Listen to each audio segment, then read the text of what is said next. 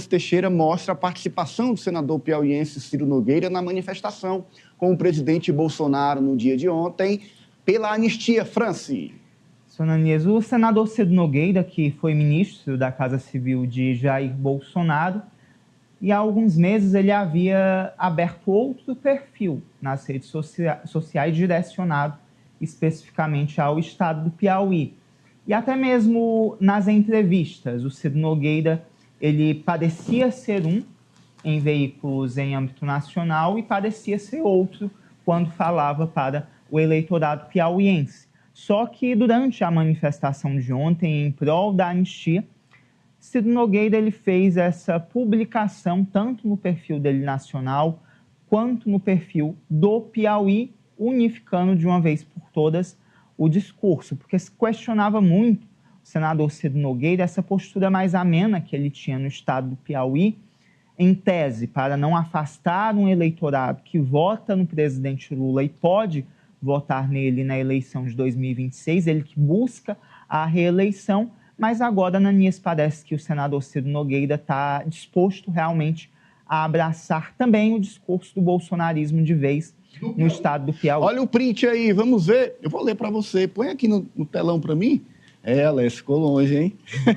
Um pouquinho. Olha, o senador posta uma selfie com o presidente Bolsonaro em cima do trio elétrico, junto com o pastor Silas Malafaia, na manifestação ontem em São Paulo, e diz o seguinte, abre aspas, Avenida Paulista verde e amarela, em apoio ao projeto da anistia e, acima de tudo, ao nosso capitão Bolsonaro. Cíntia. Desculpa, Cíntia, lhe interromper. Tá. Aí lá em cima tá, olha, ele postou no perfil Ciro Nogueira e Ciro Nogueira Piauí, é o que chama a atenção, França. Cíntia. Eu vejo da seguinte maneira, o Ciro Nogueira saiu do armário, né? Finalmente. Eu explico. Na outra eleição, na última eleição para prefeito, quando você questionava, por exemplo, o Joel, na eleição que ele disputou o Senado, né? Não foi a última, a penúltima. Se ele votaria em Bolsonaro, ele sempre renegava que não é assunto agora, a gente está falando de eleição estadual, não havia nenhuma vontade de se aproximar ou de dizer para o eleitorado que era bolsonarista. Pelo contrário, se fugiu do bolsonarismo. Houve vários conflitos, inclusive com a própria campanha do Silvio, Sim. candidato ao governo. Não sei se vocês lembram disso.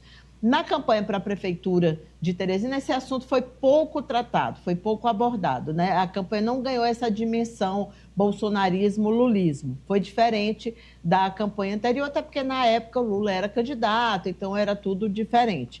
Aí a gente tem agora o Ciro Nogueira se colocando como uma opção para o eleitor. Eu vejo dessa forma, se colocando como uma opção, um candidato ao Senado de oposição ao que temos hoje no Piauí, porque temos outros dois candidatos que, em tese, são candidatos da situação. São duas vagas, ele está apostando muito no fato de que a oposição, né, que o eleitor piauiense vai dizer o seguinte, olha, vai avaliar o seguinte, eu vou votar num candidato aliado, da base aliada, mas eu vou também votar num candidato de oposição. É uma aposta, uma aposta arriscada, mas já funcionou em outras eleições, em eleições anteriores no estado do Piauí, principalmente nessa escolha para o Senado. Esse é um ponto. O outro aspecto que eu acho interessante é o seguinte, Ciro Nogueira é um candidato hoje à reeleição que não tem uma bandeira.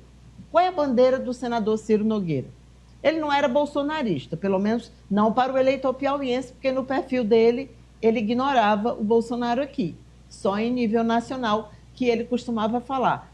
Os demais têm as suas bandeiras, são ligados ao presidente Lula, Marcelo Castro, no caso do Júlio é o municipalismo, sempre foi a bandeira dele, é assim que ele está trabalhando, e o Ciro não, pelo contrário, ele é afastado, pelo menos em termos de imagem, da maioria desse eleitor. Ele não tem como se aproximar desse eleitor. Sim. Como é que ele vai se aproximar? Ele vai usar o que tem de popularidade do senador do Bolsonaro, que não pode ser candidato, está inelegível.